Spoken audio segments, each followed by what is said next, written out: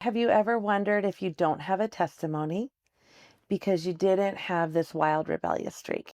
So explain that, and how would you say you do have a testimony? What is your ongoing testimony, your journey of ups, downs, learning to trust God, the hardest parts of your story and Him showing up for you?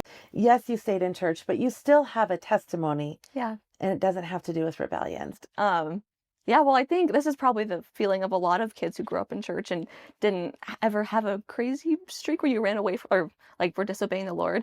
And so I thought for a long time that I didn't really have a testimony, or not that I didn't have one, but a testimony that would impact people. But I think the older I've gotten, and even going to Bible college and seeing a lot of other people who maybe grew up in church and had different results, or didn't grow up in church or with a Christian family and had these really hard testimonies, I realized that it's such a blessing for my testimony to be so much less about me and so much more about like God's faithfulness in our family's life. You're saying it actually became clear to you that God was even more glorified Mm-hmm.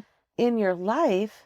And I'm not implying that He's not glorified in other people's lives, but you didn't have to run away from Him, fall, and have this life of sin that Yeah. created results of heartache and disappointment and trauma.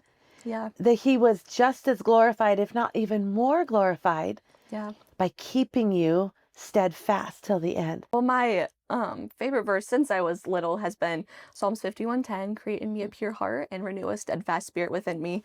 And I think I liked that verse as a little kid, like the first part, the create in me a pure heart. Like that was my innocent goal as a young Christian and person. Like there's just a peaceful consistency that isn't bad, but sometimes I was like, okay, like is this it? And the Lord has really challenged me over as I've gone into adulthood to just have a steadfast spirit and like never grow weary in doing good and never